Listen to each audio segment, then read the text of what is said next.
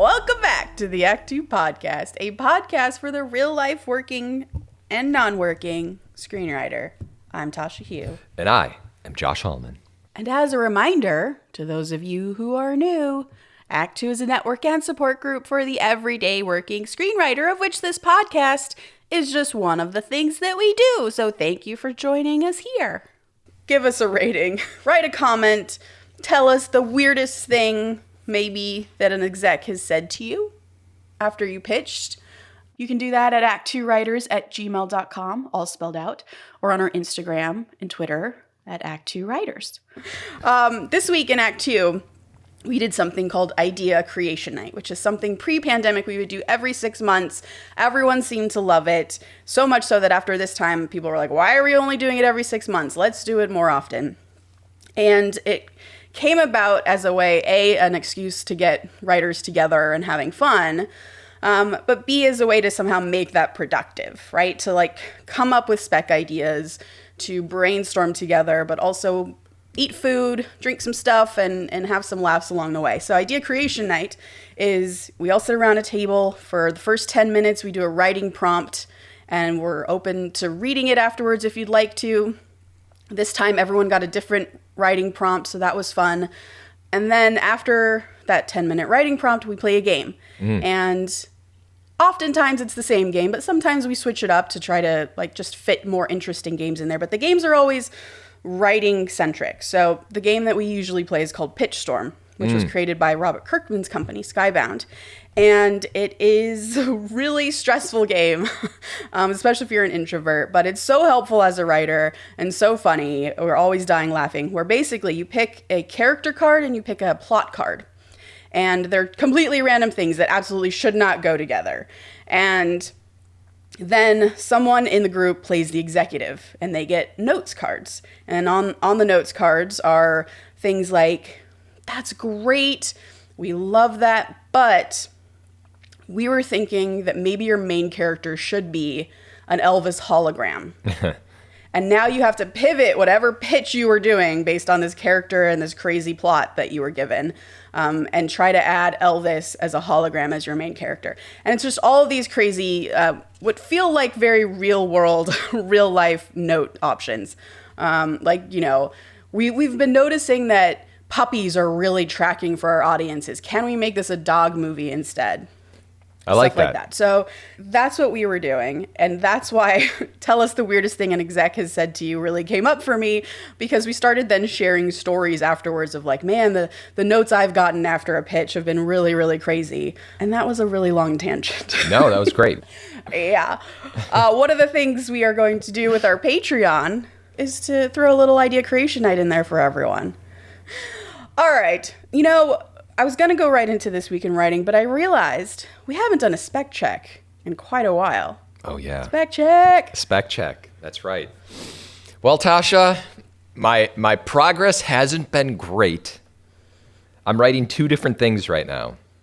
Oh, so you've entered a new spec into the mix. It's always kind of been there, but so I was struggling so much on my one spec that I was like, you know what, let me just get this one idea out.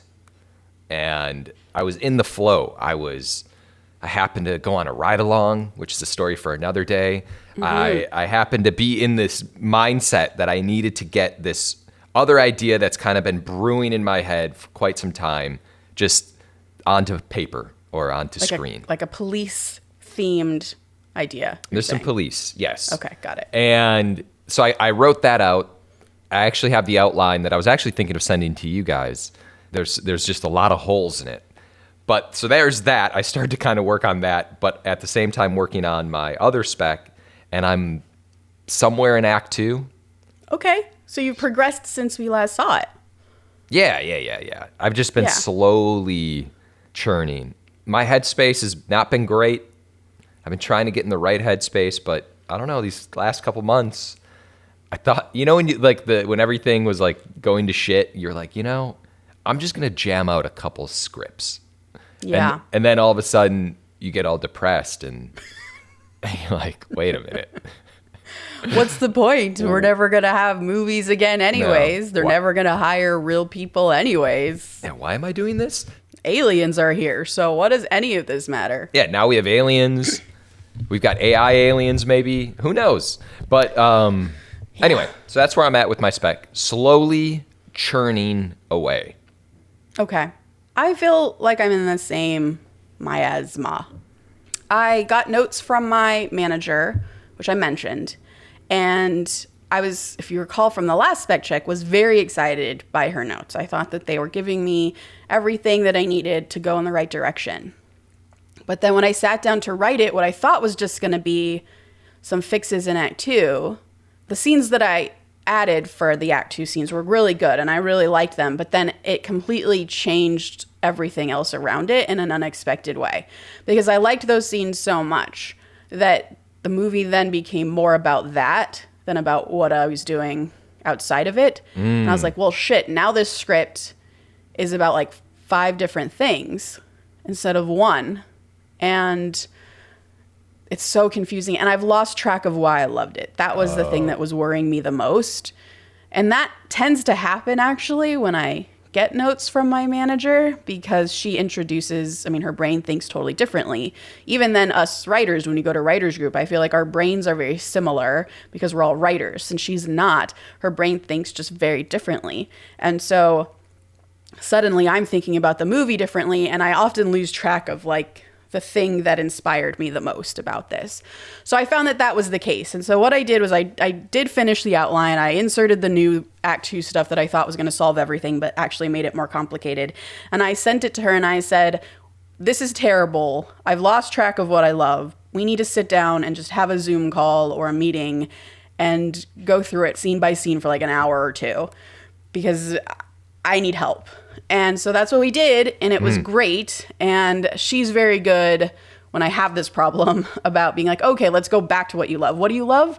Okay, let's talk about why that's missing. Rather than trying to force me in a direction, we went back to basics, basically, which I really appreciated.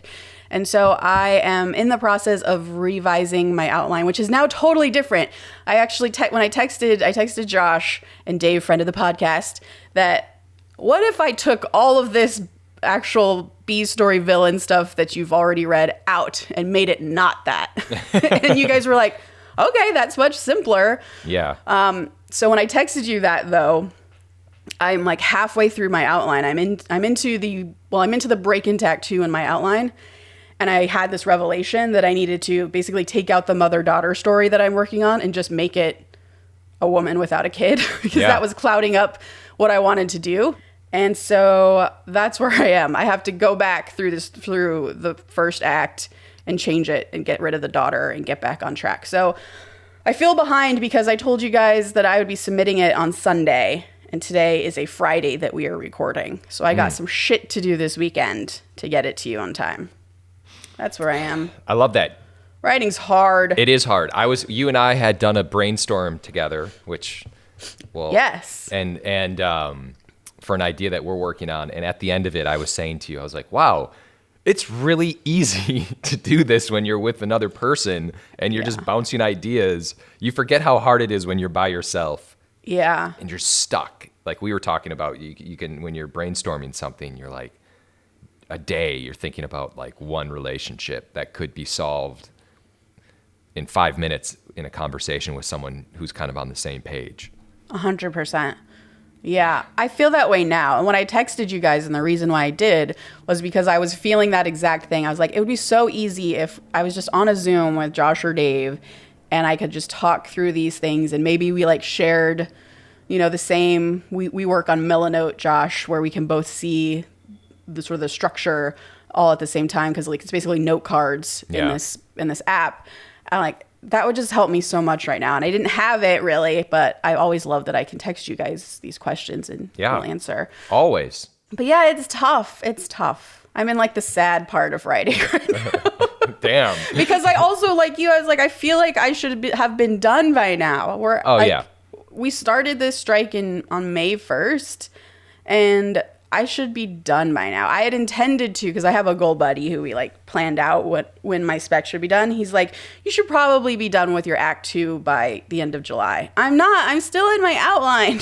Listen, these are the unforeseen circumstances of like, first of all, you're busy number one, just with other stuff. But also, the world's in a really weird place. And I feel like sometimes we take that for granted because a lot of times we're like, okay, I'm just going to write a spec. And then you forget, like, there's circumstances happening around you that just come and knock your brain out of spec mode or writing mode. And if you don't have some very defined work schedule, it is so hard to get things done when crazy things are happening around you. This is a good point. I need to go back to the David H. Steinberg writing schedule. The other day, I was sitting down to write, and then that dude came out and was like, we've got aliens. And my day was shot. I was like, wait, what? And I was just texting you all day like, there's aliens. I'm going to get to the bottom of this. And I went down a really dark rabbit hole. And anyway. And that was at least a day and a half worth of writing gone. Definitely. I was messaging you about it last night. Yeah. Yeah, so... No one is taking this seriously, by the way. None of my friends, I told you, none of my friends over text. And then, like, I was talking to a bunch of writers, and they were like, oh, ha, ha, ha. I'm like, no, we're going to die, guys. They're like, are we, though? Yes! Well, listen, the last thing I'll say about this is I have a friend who is skeptical of the guy. Gersh? What was his name? Grouch? Yeah. He was a little skeptical about his testimony. Okay. So...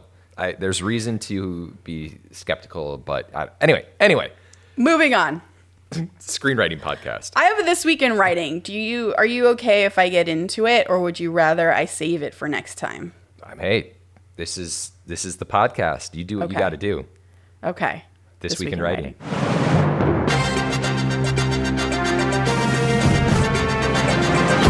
This Week in Writing. All right, so Quentin Tarantino gave an interview that Screenwriting in LA reposted on Instagram, which I sent you a while ago. And I said this would be perfect to talk about because he, in that podcast interview, talks about an experience he had while casting Pulp Fiction, where the studio exec told him to cast a specific actor. And Quentin said no. And then the exec said, okay, here's a list of top actors that please, like, if you could just hire one of these guys. Because according to all of their number crunching, this list would hedge their bets that the movie would make a certain amount of money back. For example, a studio will know, more so even now than in Pulp Fiction's time because of AI and algorithms and all of that stuff, that, hey, if you put, Johnny Depp in a movie and send it overseas, you will likely get this much money back in France and this much money back in India. Because this amount of people will probably go see a Johnny Depp movie. For sure. Because studios are crunching these numbers, it is their job to know that, right? So regardless of if it is the right creative choice, they're thinking about their money back.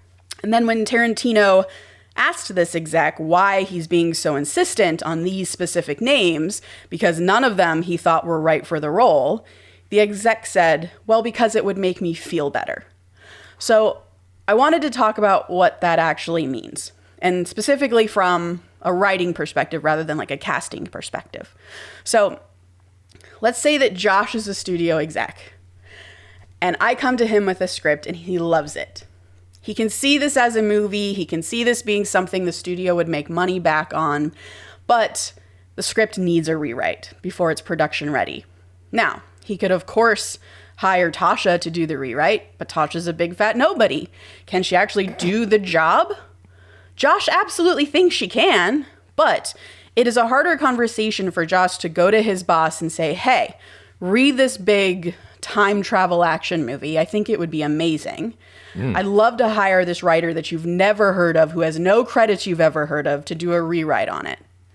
Now, the reason that's a risk for Josh is because if I don't deliver, he's in huge trouble for taking a chance on this nobody. And guess what? He has no idea if I will deliver. Like, yes, maybe I turned in this amazing spec script. Clearly, I have talent as a writer. That's undeniable. He loves it. But how long did it take me to write this script? 5 years? 2 years? 1 year? If he hires me to rewrite this, I've got 6 weeks to do it. Can I execute at the same level in that amount of time? Or is it going to take me 5 years, 2 years, 1 year to do this revision? He doesn't know because I'm untested. Also, he has no idea if I'm the kind of writer who can maybe write a killer spec script, but I can't take a no worth shit.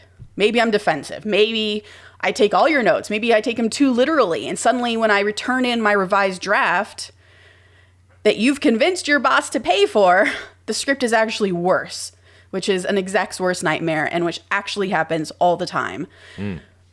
Because now the exec has to explain why the script is worse. Josh has to go admit that he fucked up on hiring me, this no-name writer, and then still somehow convince his boss to keep paying for rewrites because this movie's worth it. This got fucked up, but let's just go back to the first draft and we'll start all over. We'll just pay more money. That money was wasted that we did. Forget about it. We threw it in the trash.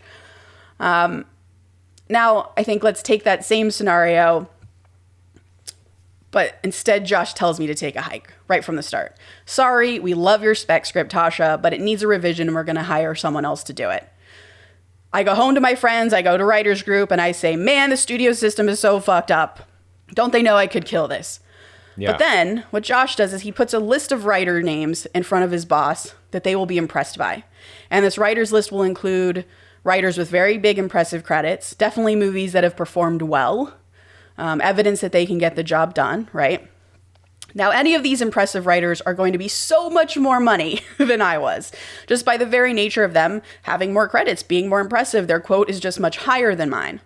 But if Josh hires Christopher Nolan to do a rewrite on his script, obviously Nolan doesn't do rewrites, he does his own stuff, but just as an example, if he hires Christopher Nolan to rewrite this time travel action movie and pays him a few $1 million to do it, and the script now comes back worse because Nolan fucked it up, which happens, guess who's not going to be blamed for that now? Me. Josh. Because Josh hired one of the best writers in the business. He can't possibly get blamed for that. Anyone would have hired Chris Nolan. It's just a fluke that it came back worse, right? So what will then happen is, oh, well, let's try another A-list writer instead. And this is where you start to see the circus continuing. And like when I was on my desk at Universal, you just see money being spent like crazy. And as someone who is making like minimum wage, and you're seeing these scripts come back and they're not good, they're worse, they take a step back, but it costs millions of dollars, you become horrified, you become disillusioned with the process, because if they just picked me, who sits at this desk, then it would be fine. But that's what it means by like, I would feel better by it, because it's a business decision. It feels like, well, if I make a mistake, it's not my fault in that scenario.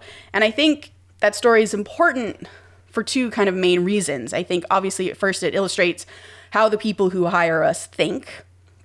But second, it shows just how much risk I think is part of our business, and maybe in a good way. Like if Josh really believed in me as a writer, I think he should try to risk for me. He should try and say, hey, let's have Tasha do this rewrite. I think she could kill it. And that's a risk to him, but sometimes you discover a new writer that you never would have before. And anyways, I thought that was an interesting story because it's something I talk a lot about and that I hear a lot about and kind of confront, and that inspired me. I love that. That was probably the best This Week in Writing I've heard in a long time. This business is crazy. You're absolutely right.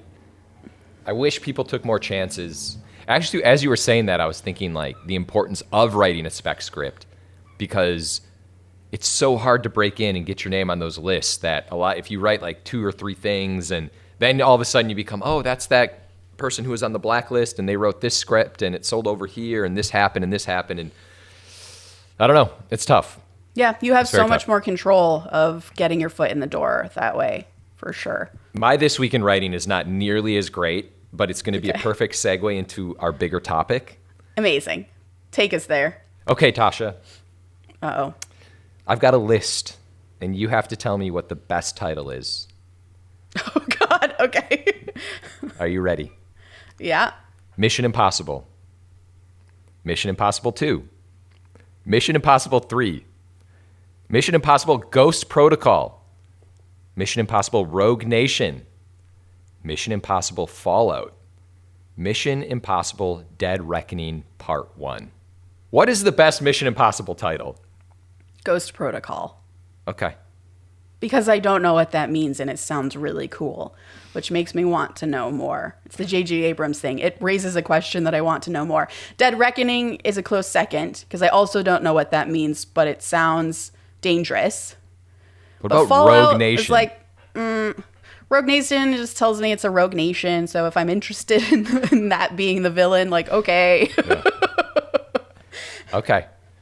This has been on my mind for weeks, and I've been meaning to message you, and then I was like, I'm just going to bring it up on the podcast. I love that this has been tormenting you. What do you think is the best title? I do like Ghost Protocol, but it's hard because I think Fallout's my favorite Mission Impossible. I was going to say Fallout is the worst title. Oh, but it's your favorite movie. Yeah, exactly. So Okay. So I want to like the title more because I like the movie so much. Yeah. Anyway, that's all. I just wanted to bring it up. Equally valid this week in writing. Yeah, we went from one thing to the other. But it is a good segue into Yeah. talking about summer movies. As you said, Josh, we're kind of, before the podcast, you said we're kind of at the midpoint of the summer movies. We did an episode at the beginning of the summer about what blockbusters were coming out that we were really excited to see.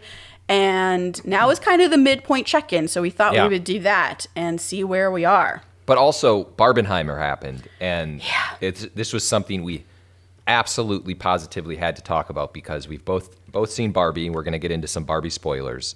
Yeah. And I have not seen Oppenheimer yet because of some faults of my own. Josh doesn't know how to tell days. So I haven't seen Oppenheimer, but we have to talk about Barbie. We have to, because I feel we've entered cultural phenomenon territory, and this doesn't happen in movies that often. No, it was totally unpredictable. If I recall, when we first did our Blockbuster episode, we definitely lingered on the weekend that Barbie came out, the July 12th weekend, because it was like, holy shit, Mission Impossible comes out on that Wednesday, and then Barbie and Oppenheimer come out that weekend, and we were like, what a crazy lineup, A, but B, to have those two movies, Oppenheimer and Barbie, go up against each other is nuts. And I think we kind of talked about how crazy it would be to do a double feature of that. Sure. It's so crazy. It's so, the juxtaposition of those two things is obviously so extreme. And then it became this huge phenomenon.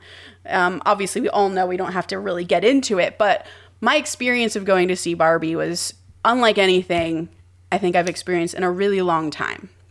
I literally don't think the same excitement has existed since when I was in high school and the new Star Wars was coming out. Oh, the Phantom Menace? Yeah, before that movie sucked. People were so thrilled and excited by that. People were dressing up and going to the theaters. We were lining up outside the theater to get our tickets because at the time you didn't do reservations. We skipped school, which I never skipped school. I could be bleeding and throwing up at the same time, and my mom would still make me go to school. I actually don't know if she knows I skipped school, but I did to go see this movie. And yeah, whenever I went to dinner the weekend, I think it was the Saturday that it came out. So it had already been out a day. And in the restaurant I was in, it was in this kind of center. We have a lot of these in Los Angeles that include all kinds of stores and restaurants as well as a movie theater. And everyone, as far as the eye could see, was in pink. Men and women, it didn't matter. The restaurant was absolutely packed with people in pink. And the waitress was saying, yeah, we've been so busy because of Barbenheimer. And they even had a pink drink that they were just selling like hotcakes because it wasn't Barbie themed, but they would say that it was when they were, the waiter was pitching it at the table. Yeah. And it was one of those moments where, especially in the midst of a strike, it just was a reflection of how important our business is for the economy in general. Yeah. And we got to get back to the table because this is important, and just the excitement is why we make movies, and this hasn't existed in so long. And I'll stop talking now. It was just so cool to see. And I want to know we're going to talk about what you thought about it, but I also had I went to the Century City Mall, which was the perfect place to see it because Century City is referenced multiple times in the movie. Yeah. And yeah, everyone was wearing pink. And I saw this group of women, this group of younger girls walk past a group of older women, both in pink. The younger girls looked at the older women and said, "Hi, Barbie." And oh my And the Amazing. older women just kind of laughed because it was kind of cute. I mean, these were like younger girls, and it was like this adorable interaction that happened, and I was like, oh my God. And yeah, so it was awesome. It was a crazy thing. Everyone was just embracing frickin' Barbie. Yeah, it was an event. And movies haven't been an event in a really long time. So someone said to me, because this woman asked me if I liked Barbie, and I was like, yeah, I liked it, and I've got some thoughts. And her take was that, and she hadn't even seen the movie, but she said, the thing that I love most about this movie is that it's bringing positivity into the world. And I was like, oh, you're right. This does have like a very positive, I mean, I know there's Just like some joyful. backlash. It's very joyful, but everyone's about it and happy and seeing it. And that's the love and joy of movies. That's all. Oh my God, kills me. All right, what'd you think of Barbie? Spoilers. So, spoilers. We did it wrong. We did Barbie and then Oppenheimer. We did the double feature thing. Yeah. Because I just miss doing double features from when I was a kid and would do them all the time. But we did Oppenheimer last because that's just what the world offered us. Oppenheimer has been sold out everywhere. So like the only times available were this later time. And I was nervous about that, and rightly so, because we watched Barbie and we're like on a high. We're eating lunch and we're just talking about it. This joke made us laugh. This is a quote that I'll remember forever. And this is where I had problems. Like we were just engaged with the story. And we did have problems with the story itself, just from like a very literal writing level, but it's one of those movies where I don't give a fuck. Yeah. Because it was so fun to watch that it didn't bother me. Okay. But then we see Oppenheimer at 2:30. We get out in the evening, and our drive home is just silent.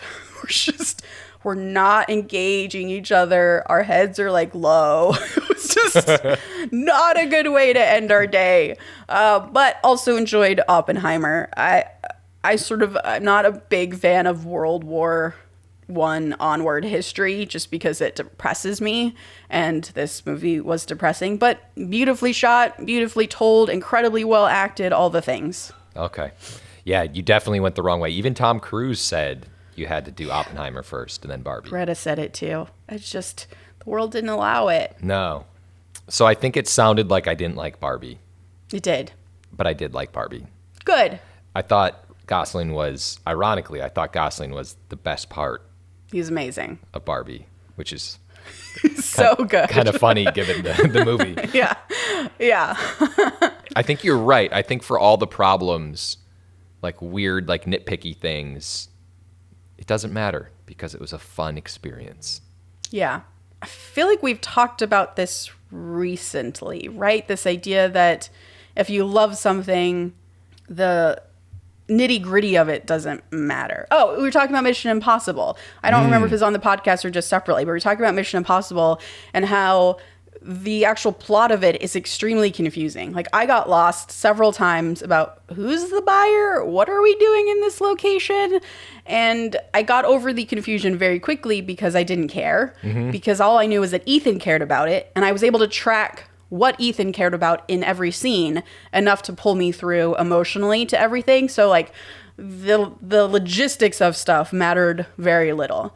And I had a recent experience on my own show where I've been struggling a lot with this episode because it's like an information dump episode. And I've actually had to rewrite it after getting animatics back, which is never a good thing, in order to make it clearer and to like thin out the exposition, and then got the new animatic back after that. And the exposition is still kind of confusing just because it's a lot of information. But now we've adjusted the emotions, and now I don't care. Yeah. Like if you rewatch it, you'll probably get all of the information the second time, but you're going to be emotionally pulled through the episode so well that I don't think you're going to care that you missed some of the little stuff. And that was a huge lesson for me as a writer. Wow. So yeah, if your main character cares so much, it makes you care. Yeah, and if what they care about is clear, if their emotional journey in every scene is clear, and their want in every scene is clear, then you're good. The audience doesn't technically need to know what the MacGuffin is, which is why it's a MacGuffin. It's the thing that doesn't matter, but everyone's going after it, right? God, I love MacGuffins. Yeah. Which also, by the way, what's so crazy about Barbenheimer, what we talked about, is that it totally kind of washed away Mission Impossible. Yes. Which is even hard for me to wrap my head around. I know. And it's upsetting to both of us because we want nothing but this movie franchise to succeed exceptionally so that it can continue on forever. Yes. And I really liked Mission Impossible. Me too. Yeah, as of this podcast, Barbie has made $528 million globally. Oppenheimer has made $265 million globally. And Mission Impossible has made $378. So it's in between the two. So technically, I mean, I kept reading all these articles and I texted you this sort of conundrum where I took a screenshot when I Googled Mission Impossible box office. Yeah. Where half the articles that came up were like, Mission Impossible is a flop. And it's one of the worst openings in all of Mission Impossible history. And then other articles were like, Mission Impossible is making so much money. It's grossing so much worldwide. So that aside, it's made in the middle between Barbie and Oppenheimer. And it came out just a few days earlier. Yeah. I'm sure everyone expected like the Tom Cruise $1 billion thing, but it's still making a lot of money. It is, but right? the thing with Oppenheimer is Oppenheimer then took over the IMAX screens. Yeah. Which was not, I guess, smart on Paramount's part to release Mission Impossible before another movie was going to take over IMAX screens because you want Mission to be in IMAX, right? But then, on the other hand, they couldn't have predicted Barbenheimer. That's impossible. That's humans being really weird. Well, you bring up a good point because can this phenomenon of Barbenheimer be recreated in a sense of like a counter programming down the road? Let's just say there is I can't even think of it off the top of my head. Just like the happiest movie you can think of being released with something completely opposite in the future. Like, do you think we can ever get a Barbenheimer level weekend again? I think the studios will absolutely try now, but it will feel forced. Yeah. So studios will talk to other studios. Like, for instance, is there going to be like another Conjuring counter program to like a Ninja Turtles movie? That wouldn't even be it. That's not even it. Barbie and Oppenheimer are so perfect. They're perfect. I think they're going to try and they're going to embarrass themselves, but they will try. So we'll see what happens. It was such an organic thing. Yeah, man. And the worst part is that it's set to the backdrop of the writer's strike and the actor's strike. And it's like so depressing and then so happy. I wish you could enjoy it a little more. Yeah. For sure. Was there anything on the writing process, the Greta Gerwig? Yeah, because I was really taken by an article that came out that I couldn't re-find, so I apologize. I believe it was from the Hollywood Reporter. But Greta talks about how, of course, this is a Mattel movie. Mattel plays a big part in the movie, actually. And it's these kinds of movies that are based on this kind of IP, particularly an IP that doesn't have a story. You know, I was once brought in to pitch on a Candyland movie. Like, there's no story in Candyland, right? Yeah. So these are purely marketing tools when they become IP for screenwriters. So when Greta Gerwig took the job, it was meant to be a simple marketing tool. But she said that, she's not going to just write a marketing movie to sell Barbies. Like, she's going to make a movie that means something to her. And her quote was something along the lines of, it can do both. Like, it can be an amazing marketing tool to sell toys, but it can also have purpose. It can also be a movie that moves you. And those two things, she doesn't feel like are oil and water. They can absolutely go together. And that was really interesting to me as a writer, because, again, we talk a lot about selling out as a writer and what does that mean. And she even said that in her interview that this could have been the end of her career if she had done it wrong. Yeah. But of course, she's one of the highest grossing directors now of all time. Because, it absolutely could just be something cheap that you don't care about. And it's largely because that's what studio executives and Mattel executives are trying to make you do, right? Because to them, the risk for them, talking about risk in this business, is if you alienate millions of people with your movie, suddenly you're not selling any Barbie toys. you're going backwards. You're selling less Barbie toys. Yeah. And that's not the objective of doing a Barbie movie. And you can't take back a Barbie movie. It's out there for the world to see no matter what, and it can completely ruin your brand. So it is definitely a huge risk for them, but it was just a good lesson as a writer to remember that you absolutely can do both. You can pay homage to the business that we're in, but also do something meaningful for you. Yeah. Also, really good point, because sometimes if you get, if you have to pitch on something, and let's just take Candyland, for example, I feel like our brains naturally go to Candyland, like playing this game. Whereas maybe you approach it as like a place that is just like that you go to as an escape, and you go there and you start like leaving your other real world. And it's like this other meaning for like life is better. I don't know where the hell I was going with that, but my point being is there could be depth to a Candyland story. Yeah. If you find the meaning in it. If you find the meaning of, wow, that was a horrible ramble. Absolutely. No, it wasn't at all. And that's the thing. When I pitched I like my Candyland version. It was a film noir, which I really enjoyed.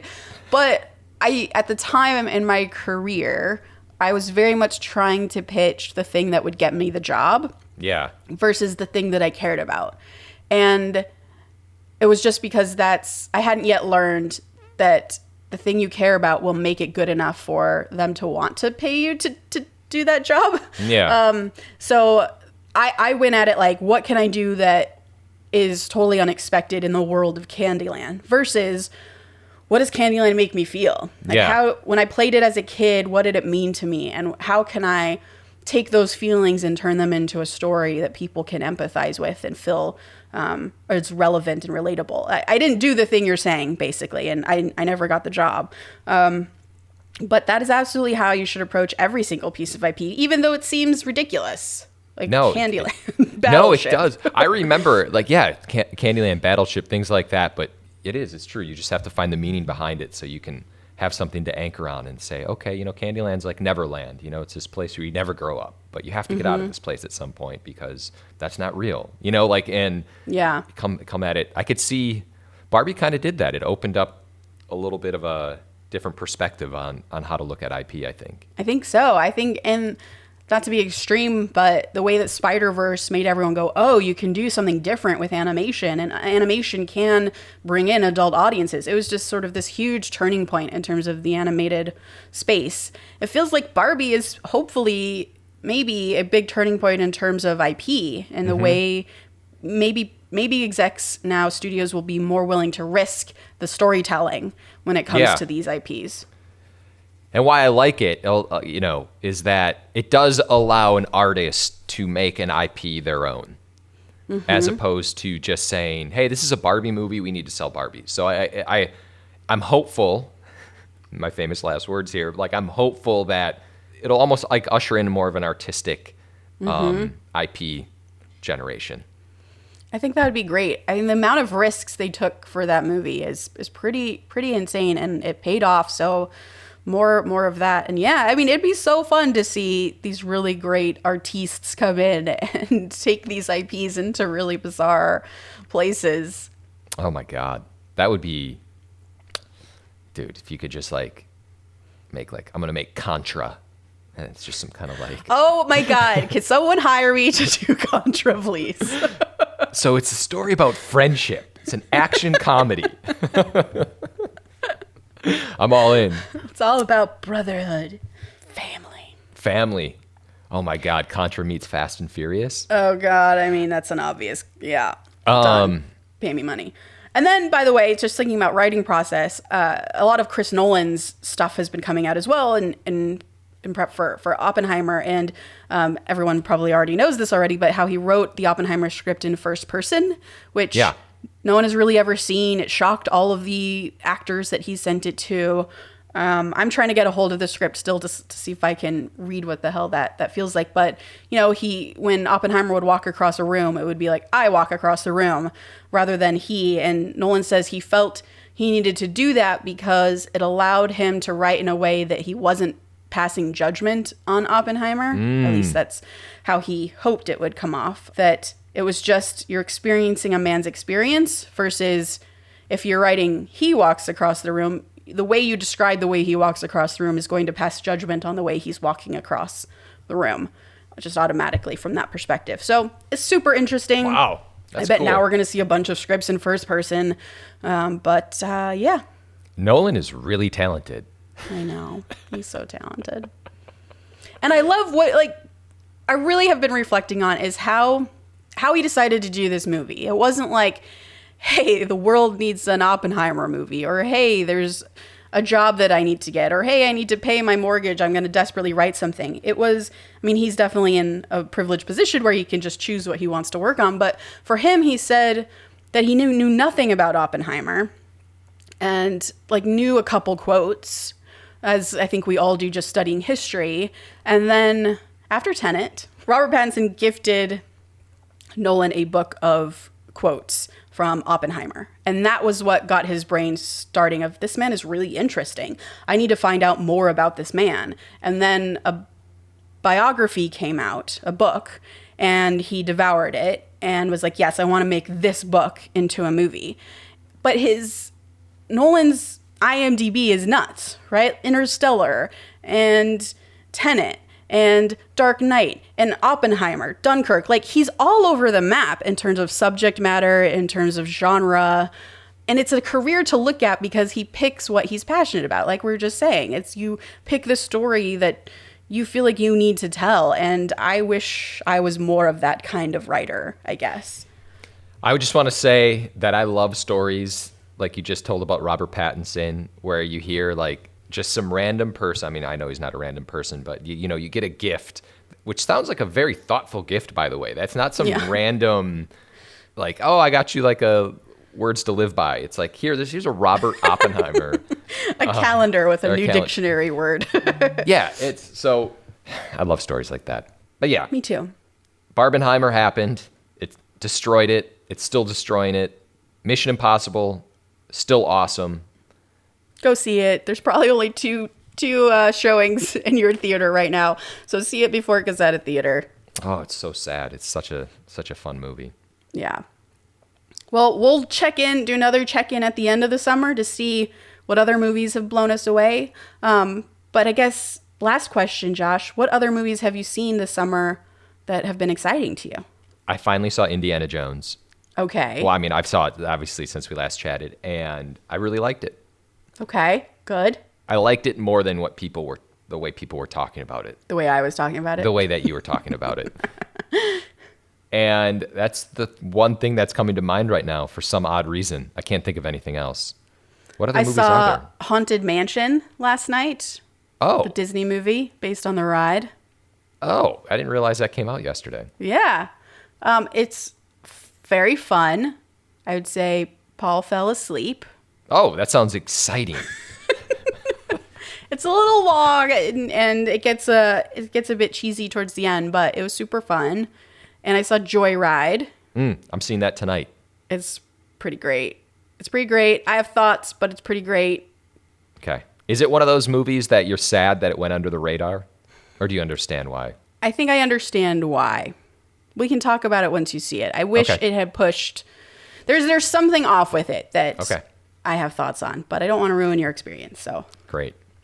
Yeah, I'm going to see Joyride. I want to see Haunted Mansion, and Teenage Mutant Ninja Turtles is coming out next for us. Definitely be seeing that. And we already have our tickets, and we're doing a Teenage Mutant Ninja Turtle themed workout, and I'm probably going to wear some kind of Michelangelo outfit. I don't know. Yeah. I'm excited. See, this is why we need movies. This is it. It brings so much joy. I love it so much. All right. Quote of the day. Freaking quote of the day. All good ideas start out as bad ideas. That's why it takes so long. Steven Spielberg. Please remember to rate and subscribe. Follow us at ActTwoWriters for more awesome writing stuff. You can follow me, Tasha, at Story Thursday on Instagram and Threads, or on Twitter at Tasha 3.0. You can find me on Instagram as Josh Hallman, and on X. Oh, shit. Oh, God. As Joshua Hallman. And as always, the Act 2 podcast is a production of Act 2, a network and support group for the everyday working screenwriter. This episode was edited by Paul Lundquist.